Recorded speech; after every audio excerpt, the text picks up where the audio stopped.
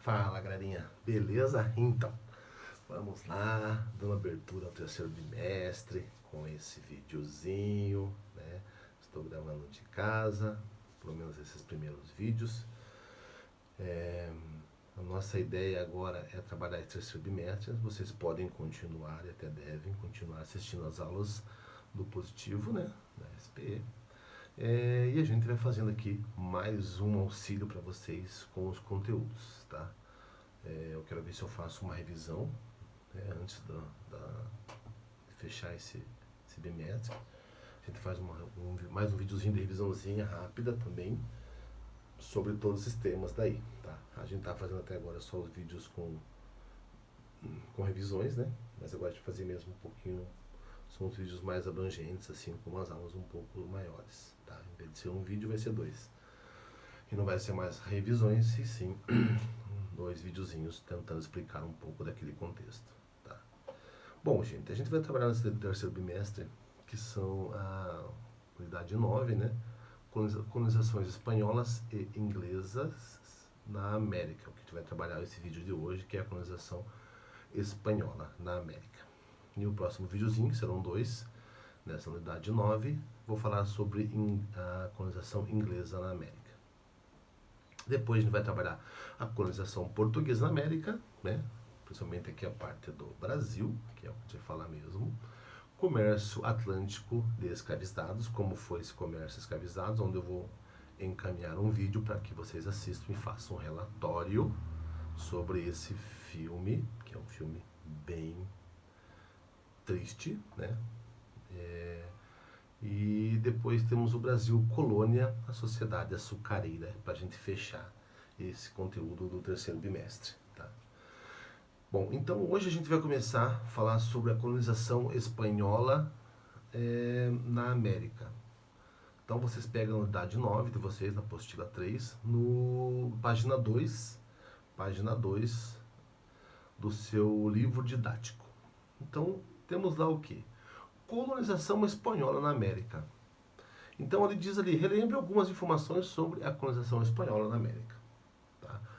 Então, a Espanha, metrópole, tá? Sempre como a gente se refere a metrópole, está falando desse país que colonizou, né? O país que é proprietário dessa colônia. Então, nesse caso, a Espanha. Conquistou e colonizou grande parte do território americano. Então, ali, colônia, né? Suas colônias.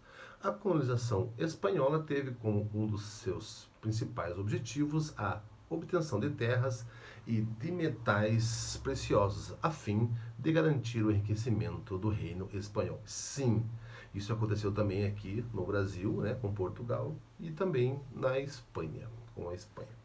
Então a ideia dessas colônias é sempre extrair o máximo de riqueza e mandar para a metrópole, mandar para seu país origem, né, o dono dessa colônia, o colonizador, vamos dizer assim. E a Espanha não foi diferente, porque a Espanha adquiriu vários reinos, né? Então são várias capitanias, né? Por exemplo, o Brasil, o Portugal adquiriu um só, que foi o Brasil do modo geral, apesar de ser gigante como o Brasil adquiriu o Brasil. E no caso a Espanha adquiriu várias colônias. Então ali os espanhóis tinham o monopólio, ou seja, a exclusividade sobre a exploração de terras coloniais, todas as riquezas descobertas ou os produtos cultivados em seus territórios na América eram destinados à Espanha. Então pensem, tudo que se extraía, se produzia nas colônias, ia para a Espanha o lucro, então as riquezas. Então eram arrecadado riqueza em todas essas colônias. Então claro que desde alimento, pedras preciosas, metais, ouro, tudo que tinha de riqueza que você conseguia extrair nessas colônias ia para a Espanha, tá? Então pensem, se você tinha 6, 7 colônias, vamos dar um exemplo, essas 6, 7 colônias, que hoje são países, que são territórios enormes, produziam e mandavam lucros e dinheiros e pedras e alimentos todos para a Espanha. A exploração e o massacre de indígenas foram constantes, no decorrer de toda a colonização espanhola. Sim, então os indígenas tiveram todo esse processo, um massacre também sobre os indígenas, até porque nessa parte, essa colônia espanhola, ela acabou se utilizando mais do que os portugueses dessa mão de obra indígena também. Tá? Vamos ver para frente ali. Então, ali temos ali o início da colonização espanhola na América. Então, a fundação de La Espanhola por Cristóvão Colombo em 1492. Tá? Então, Cristóvão Colombo, lembro lá que a gente falou, né? Povos pré-colombianos, então tudo que se tinha na América antes da chegada do senhor Cristóvão Colombo. Expedições para exploração de outras regiões do Caribe. Coroa espanhola tinha interesse em ouro, prata e terras. Então, claro que isso foi o principal intuito, né, dessa colonização e dessa expansão marítima feita pela Espanha também, assim como Portugal.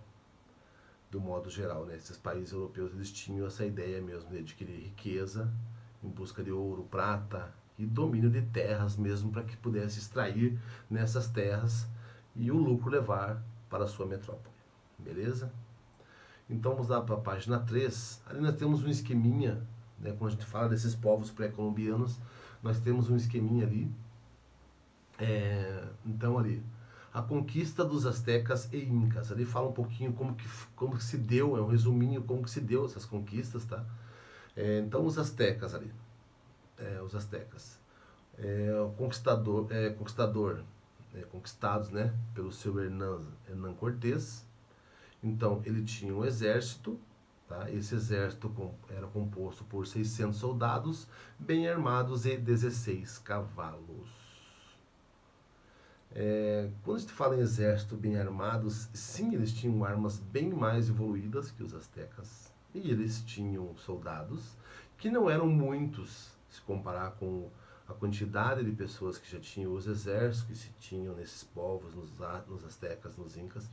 Mas eles eram soldados treinados, acostumados com batalhas e preparados para guerras e domínios.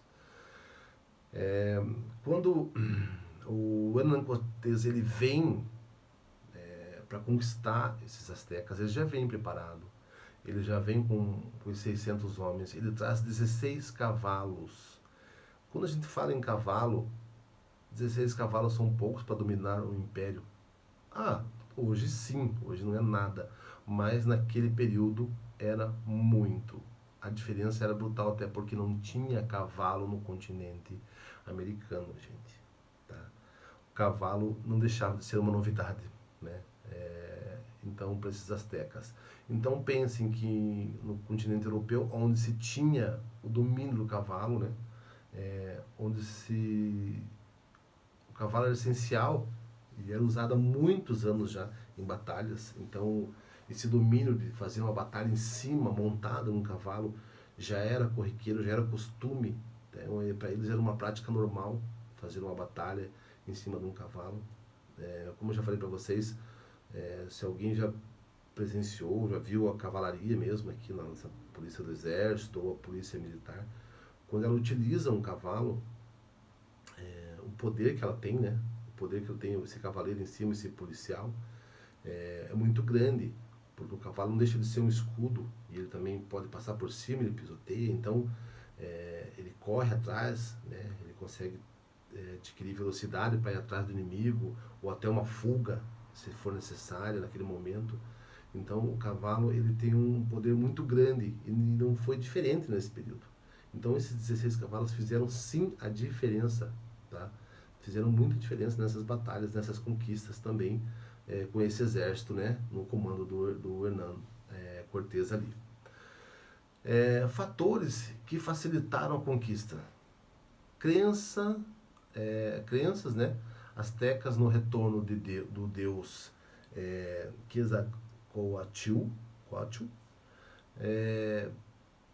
Então eles acreditavam que o Hernán Cortés era uma espécie de deus, que era o retorno dele. Aí foi um erro deles também. Aliança com os povos rivais dos astecas. Então eles foram espertos. Quando eles perceberam que os astecas tinham esses rivais, eles se aliaram, né, com o intuito de ficarem mais fortes e adquirir mais força na região, porque eles não tinham como chegar com um exército maior, mas se eles tivessem as alianças, eles também conseguiam agregar outras pessoas para lutarem ao seu lado, contra os astecas nesse período. E a epidemia de varíola, que é uma doença, né, que ela já foi erradicada, que é a varíola, mas naquele período ela era forte, principalmente para um povo que não conhecia essa doença. É o que a gente está passando agora com essa pandemia, por exemplo, do coronavírus, que nós já temos dificuldade, nosso organismo não conhece esse vírus e infelizmente a gente acaba perdendo pessoas, né, porque não resistem a essa doença. Então não era um pouco diferente nesse período.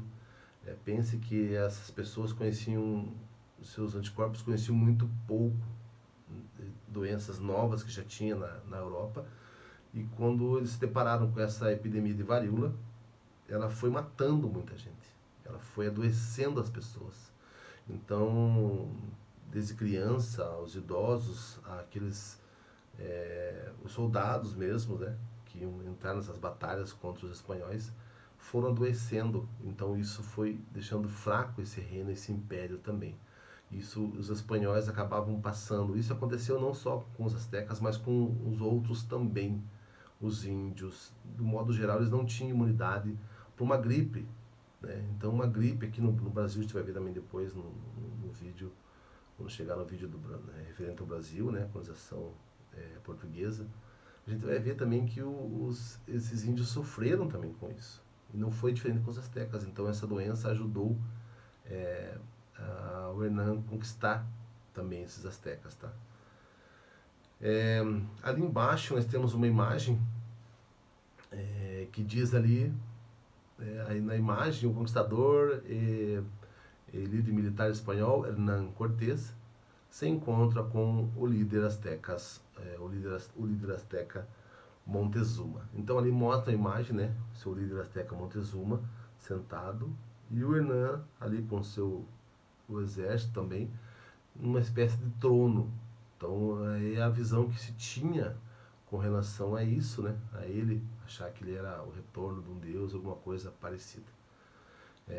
Tinha uma tradutora, ele fala também no texto, né, que a imagem tem uma tradutora indígena para que conseguisse fazer esse contato, esse diálogo. Então isso também prejudicou muito, tá? E os espanhóis se aproveitaram dessa fraqueza, tá, dos astecas em achar que ele era o retorno de um deus ou algo parecido, tá?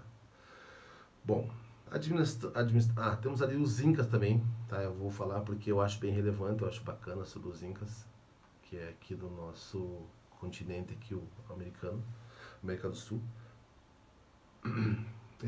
Conquistado por Francisco Pizarro, exército menor ainda, gente. Vejam que os incas eram a maior população, né? Que a gente já chegou a ver sobre isso, que é uma população, e foram conquistados por 180 homens bem armados. Fatores que facilitaram a conquista: conflitos internos que dividiam o império, crença inca no retorno do deus Viracocha. Então pensem, não era diferente, gente. Quando você fala nos astecas, os espanhóis já descobriram o caminho, né? Eles descobriram o caminho da conquista, então não seria diferente também como fazer com os incas. Passar como se fosse o retorno de um deus, porque era um povo totalmente diferente, com uma fisionomia diferente, com umas vestimentas diferentes do que eles estavam acostumados. Então pensem que para até aquele período, tanto os astecas como os incas, os maias, eles tinham uma visão de mundo. O conhecimento restrito que eles tinham de mundo era aquilo que estava ali ao seu redor. A amplitude deles não era tão grande, tá? Então eles não tinham um domínio de navegação como tinham os europeus. Eles não conseguiam ainda fazer uma abrangência do seu território, eles não conseguiam ir a longas distâncias, né? o além-mar. Então eles não tinham uma visão, a visão que eles tinham de mundo era muito restrita. Então eles ficavam presos naquele mundo que eles tinham conhecimento e acreditavam que as coisas eram assim. Então quando chegou esses espanhóis, é claro que eram pessoas diferentes, com uma cultura diferente, com armas diferentes. Então tudo isso para eles eram coisas novas e muitos confundiram que eram deuses, né? Algo parecido assim, tá? Então os Incas também foi dessa maneira. Ali tem uma imagem também da conquista espanhola, né? Foi marcada por muita violência e coisa e tal. Ali temos a administração espanhola na América. Então ali observe no mapinha ali ao lado, né? Administração espanhola e os territórios conquistados no continente americano. Para garantir o domínio sobre esses vastos territórios, os espanhóis fundaram vilas e cidades. Além disso, eles estabeleceram um sistema administrativo com o intuito de garantir a lucratividade da colônia. Claro, lucro sempre. Então ali tem um esqueminha que funciona, o funcionamento da administração espanhola nas terras americanas. Então naquele quadrinho ali, na página 4, né, o quadrinho amarelo que vocês veem ao lado do mapa, Conselho das Índias, órgão da coroa responsável pelas leis impostas na América. Julgava. Então, esse Conselho das Índias, gente, ele é um órgão da coroa responsável pelas leis impostas na América. Julgava casos de justiça e determinava os espanhóis que poderiam vir para a América. Então, não era qualquer espanhol que poderia, eu vou lá para a América, não. Então esse Conselho das Índias determinava, você pode, você não pode, você não pode, você pode ir sim, você pode ficar tanto período, você pode ir lá, construir alguma coisa, ter uma fazenda. Então esse Conselho das Índias determinava isso. Tá? Vice-reis, os mais altos funcionários da América. Tá? Então era o maior nível de funcionários da América. Chapetones, funcionários da coroa que fiscalizavam as atividades econômicas e aplicavam a justiça nas colônias. E os crioulos, filhos de espanhóis, nascidos na América, geralmente administravam os cabildos, misto de prefeitura e conselho legislativo. Tá? Então esses crioulos faziam essa administração mais regionais, como prefeitura, parte legislativa também em conselhos. Tá? E o adelantados, exploradores particulares das minas. Então dizendo exploradores vindo para cá para explorar essas minas, pagavam 1/5 para a coroa. Então tudo que eles produziam ou achavam ou arrecadavam, 1/5 ia para a coroa. Então digamos que vamos dar um exemplo, a cada 10 reais, 2 reais ia para a coroa. Podiam fundar cidades, catequizar indígenas, impor leis, contribuir, construir fortalezas e mandar exército, né? Montar exército ou comandar exército também. Tá? Ali tem um mapinha com as capitanias, né? Da Guatemala, Venezuela, Cuba e assim por diante. Trabalho nas colônias. Então, formas de trabalho, diz ali também na página 4, né? Mita, sistema que forçava o trabalho indígena como forma de pagamento de tributos. Então os indígenas tinham que trabalhar, era mita ali nesse sentido. Encomenda, tá ali, né? Encomenda tem um lado mais já espanhol de falar assim mesmo, o castelhano, né? Sistema no qual os indígenas trabalhavam em uma porção de terra em troca de catequização e segurança. Então os indígenas pagavam em troca disso, com seu trabalho. Consequência imediata dos maus tratos e da exploração da mão de obra, populações nativas foram dizimadas. Sim, então pensem que os maus tratos, a situação que viviam esses indígenas, essa população nativa, ela foi diminuindo, né? Muitos foram morrendo pelas doenças, como a gente já falou aqui, que iam adquirindo também, e virando escravos, né? Muitos tinham que trabalhar, só trabalhar, não tinham direito nenhum. Então as doenças, os maus tratos, a má alimentação, tudo isso foi dizimando esses povos também. Tá? A diminuição da população foi grande.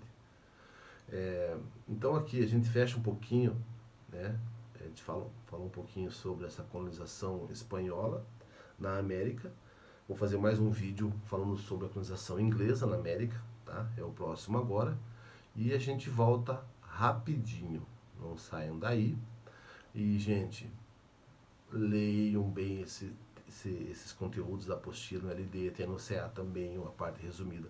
Já faz o exercício também, começa a fazer esses exercícios, tá? Pra gente conseguir desenvolver um trabalho bem bacana e melhorar um pouquinho mais essa ideia de conhecimento sobre essa América espanhola e inglesa, tá bom? Um abraço e até daqui a pouco.